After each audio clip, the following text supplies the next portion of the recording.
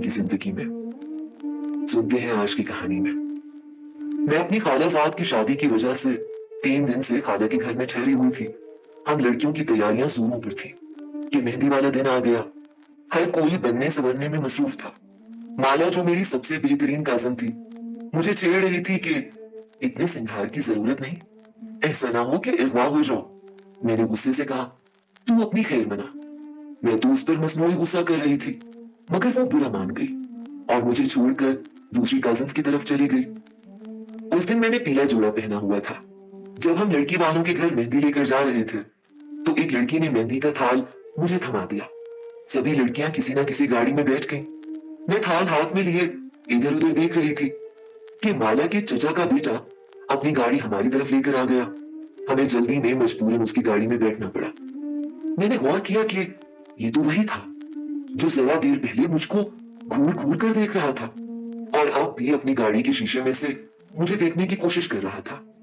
इस हरकत को दूसरी लड़कियों ने भी नोट किया। मेरा शर्म के मारे बुरा हाल था। रास्ता भर सभी एक दूसरे से बातें करते हुए गए थे, लेकिन मैं चुप थी, जबकि वो बार बार कहता था कि यहाँ कोई ऐसा भी है जो बेजुबान है, जिसे बात करनी भी नहीं आती। मैंने फिर भी जवाब में कुछ न कहा। तभी मंजिल आ गई और हम सब गाड़ी से उतर गए। जब मेहंदी की रस्में खत्म हो गई, तो हम लड़कियां दूल्हा के घर में ही ठहर गईं, क्योंकि वो भी हमारा कजिन था।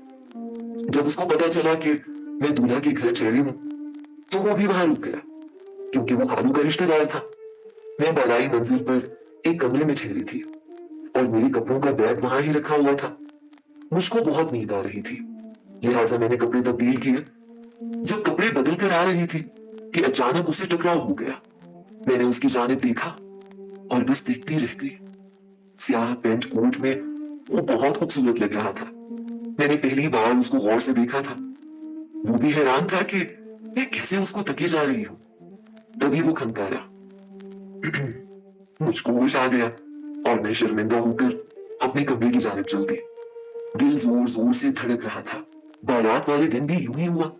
हर लड़की चाहती थी कि वो उसे बात करे, उसकी तरफ देखे, क्योंकि वो निहायत शोख और दिलचस्प अंदाज से गुफ्तगू करने वाला लड़का था। वो सबकी नजरों में था, लेकिन मैं तो उसके करीब जाने से भी डरती थी। मैं ढोलक बजाती, गाती, मुस्कुराती लड़कियों से दूर थी। अचानक वो कमरे में दाखिल हुआ और इतनी तेजी से गुलाब का फूल मेरे बालों में चाक दिया कि कोई भी उसकी इस हरकत को ना समझ सका। तभी उसने अपना मुंह मेरे कान के करीब लाकर कहा, मैं शामिर हूं, मेरा नाम याद रखना। मैं सरतापा सुर्ख हो गई और वो आनन फानन जैसे आया था वैसे ही चला भी गया। शादी का हंगामा खत्म हो गया। अब तो मुझे भी चैन नहीं था। सारी रात जाग कर काटती, अगर नींद आती तो ख्वाब में भी वही नजर आता। ये सब हाल मैंने अपनी सहेली को भी बताया, क्योंकि अपने दिल की हर बात उसे बताया करती थी। रोज और शब इस तरह गुजरने लगे, लेकिन उसकी याद ना गई। इस बात को 2 साल गुजर गए, मगर मेरे बालों से गुलाब के उस फूल की महक उसी दिन जैसी ताजा थी जब शाहमीर ने उसको मेरे बालों में सजाया था। बाग में जाने से ये महक इतनी तेज हो जाती कि फूलों के अलावा पत्तियों और मिट्टी की जड़ों से भी यही महक आने लगती थी। कभी कभी मैं सोचने लगती थी कि मैंने क्यों उसे ना भुलाया, जबकि वो तो मुझे बिल्कुल भूल गया होगा। मैंने उसको भुलाने की बहुत कोशिश की। चाहती तो उसके घर जा सकती थी, क्योंकि वो माला का चचाजाद था और ये भी एक करीबी रिश्ता था। मैं ये भी सोचती थी कि उस तकरीब से पहले मैंने कभी उसको क्यों ना देखा था। इसकी सबसे बड़ी वजह यह थी कि खालू हमसे ज्यादा मेल जोल ना रखते थे। एक दिन मैं कॉलेज आते हुए शामिर के बारे सोचती जा रही थी। मैं आज अकेली थी, इसलिए जल्दी जल्दी कदम बढ़ा रही थी कि अचानक एक गाड़ी मेरे सामने आकर रुक गई। देखा तो गाड़ी में वही बैठा था। कहने लगा, क्या आप मुझे जानती हैं? मैंने कहा, जी, आप मेरी कजिन के चचा के बेटे हैं। और भी तो कुछ आपसे इस्तदा की थी। आप शामिर हैं, यही कहा था ना? आपने मुझे भुलाना नहीं, सो तुमने भुला दिया मुझे। तभी बेइख्तियार मेरे मुंह से निकल गया कि भुला तो आपने दिया है। मेरी बात से उसका हौसला बढ़ गया। वो इसरार करने लगा कि मेरी गाड़ी में बैठो। तुमसे निहायत जरूरी बात करनी है। मैं गाड़ी में बैठ गई। वो आहिस्ता आहिस्ता गाड़ी चलाने लगा। मैं मुंह नीचे किए बैठी थी। वो कहने लगा, सानिया, तुम नहीं जानती कि मैंने ये 2 साल कैसे गुजारे हैं। कोई दिन ऐसा नहीं आया जब तुम्हें याद ना किया हो। मैंने सिर्फ तुमसे मोहब्बत की है, कसम खाकर कहता हूँ। राब्ता इसलिए ना किया कि कहीं तुम बदनाम ना हो जाओ, कहीं तुम्हारी इज्जत पर हर्फ ना आ जाए। अब बताओ, अगर तुम मुझसे शादी पर राजी हो तो मैं अपने वालिदैन को तुम्हारे घर भेजूं? तुमको कोई एतराज तो ना होगा? मुझे कोई एतराज नहीं, मैंने कहा, और वो खेल उठा। मेरा रंग भी सुर्ख पड़ गया। तभी उसने करीब उतार दिया। मैं बहुत डरी हुई थी कि गाड़ी से उतरते कोई देख ना ले। शुक्र है कि किसी ने मुझे ना देखा, वरना खुदा जाने क्या हो जाता। बता नहीं सकती उस दिन में कितनी खुश थी, जैसे वो सिर्फ मेरा हो। सभी पूछ रहे थे कि क्या बात है, आज बड़ी खुश नजर आ रही हो, जिस पर मैं मुस्कुरा दी। फिर अगले दिन उसके अम्मी अबू आ गए और उन्होंने मेरा रिश्ता मांग लिया। भला वालिदैन को क्या एतराज हो सकता था? इतने अमीर लोग, लड़का खूबसूरत कि हर लड़की उसकी शरीके हयात बनने की आरज़ू करे। अम्मी अबू ने हाँ कह दी। मुझको फूलों के जेवर पहनाए गए। क्या बताऊं, वो कैसा खूबसूरत दिन था जब मैं हवाओं में उड़ रही थी। मेरे सपने चांद, सूरज और सितारों से मुज़य्यन थे। मेरे ख्वाब को ताबीर मिल गई थी। उसके बाद हर आन, हर लम्हा बस मैंने शामिर ही के ख्वाब देखे। हर वक्त उसका ख्याल मेरे दिल का हमराज रहता। उसकी सोचों में उम्र बसर की। मैं खूबसूरत से खूबसूरत होती जाती थी, निखरती संवरती चली जाती थी। आने वाले वक्त की बड़ी शिद्दत से मुंतजर थी, जब मैं शाहमीर की दुल्हन बनने वाली थी। 2 ईदें आई मम्मी की बात, और दोनों ईदों पर मेरे ससुराल की तरफ से निहायत बेशकीमत और खूबसूरत जोड़े भेजे गए। वालिदा तंग दही से मेरा जहीज बनाने में लगी थी, और मैं आने वाले वक्त से शर्मा रही थी जब मैं बाबुल के घर से रुखसत की जाती, कि अचानक एक धमाका हुआ जिसने सबको हिलाकर रख दिया। मैं तो बिल्कुल ही टूट कर रह गई। पता चला कि शाहमीर के घर वालों ने मंगनी तोड़ने का ऐलान किया है। अम्मी खुद वहां गई कि वजह तो मालूम हो। वजह क्या थी?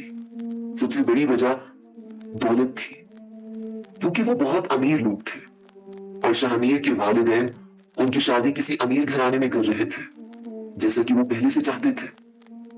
लेकिन बेटे की जिद से मजबूर होकर हमारे घर चले आए थे। ताहम अब तो उन्हें एक मिनिस्टर साहब की बेटी का रिश्ता मिल गया था, और अब उन्होंने अपने इकलौते बेटे को भी मजबूर करके अपना हम ख्याल बना लिया था। मैं तो सोचती ही रह गई कि उन्होंने ऐसा क्यों किया, और जिन्होंने कुछ करना था कर भी गुजरे। उन्होंने शामीर की शादी अपनी मंशा के मुताबिक दौलतमंद घराने में कर दी। काफी दिनों तक ये धचका मेरे वालिदैन का सुकून तहो बाला करता रहा, और मैं तो मुर्दों में थी और न जिंदों में, क्योंकि शाहमीर से मोहब्बत करती थी। रात दिन उसके ख्वाब देखे थे, उसके ख्यालों से बातें की थी। मेरा क्या हाल हुआ होगा ये बताने की जरूरत नहीं है। अरसे दराज तक परेशान रही। उसके बाद जब वक्त ने संभाला तो मैंने एक स्कूल में सर्विस कर ली। बच्चों को पढ़ाकर अपना वक्त पास करती रही, दिल बहलाने के जतन करती थी। मगर ये जालिम बहलता ना था। इस दौरान कई रिश्ते मेरे लिए आए, मगर मेरा ईमान रिश्तों पर से उठ चुका था। जी नहीं चाहता था कि दोबारा किसी से धोखा खाऊं। मेरे छोटे बहन भाइयों की भी शादियां हो गई और मैं वालिदैन के साथ ही रह गई।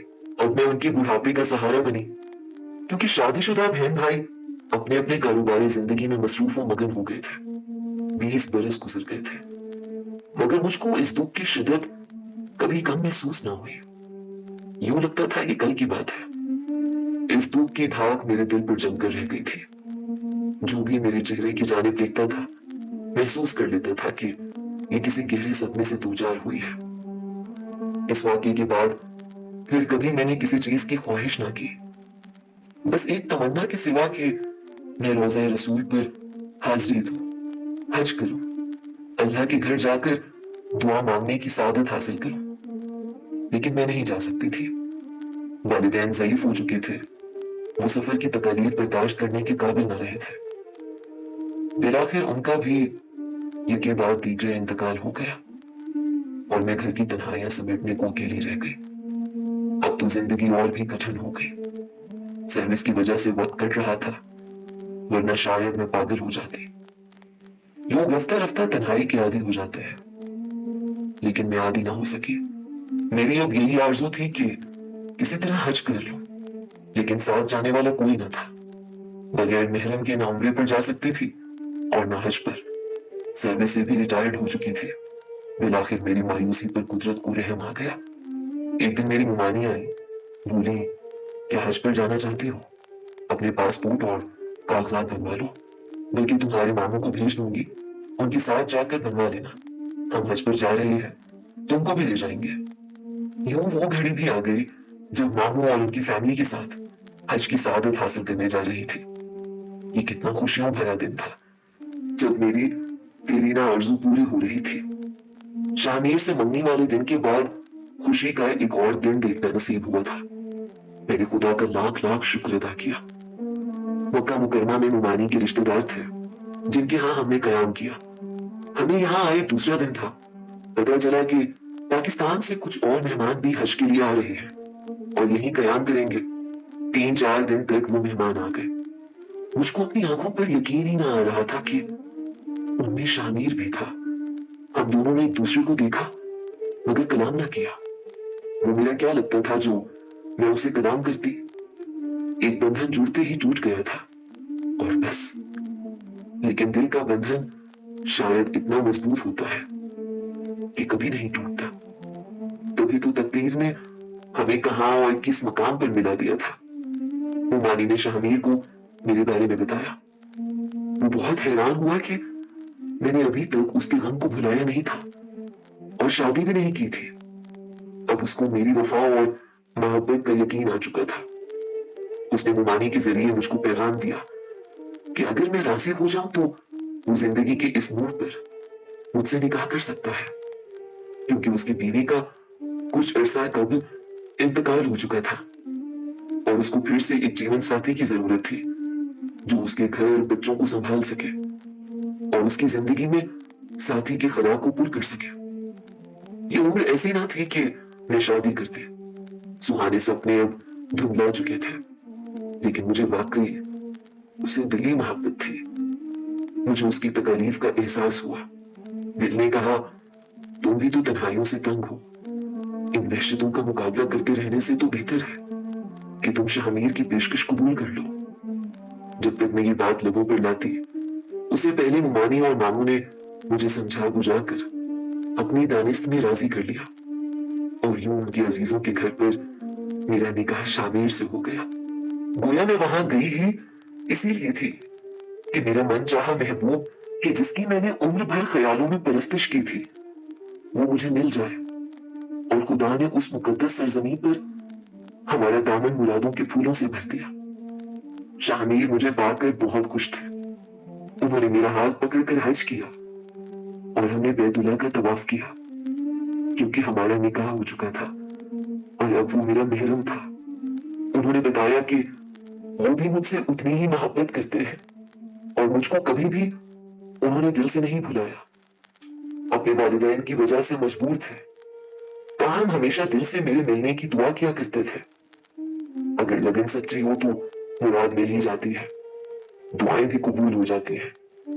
और शामीर जितने खुशो खुरम है, शायद ही दुनिया का कोई जोड़ा खुश हो। ये एक नई जिंदगी थी जो मुझे मिली थी। अब मैं हर साल उम्रा करने जाती हूँ और शामीर की सलामती की दुआएं करती हूँ। खुदा करे अब मैं उनको कभी ना खोऊं।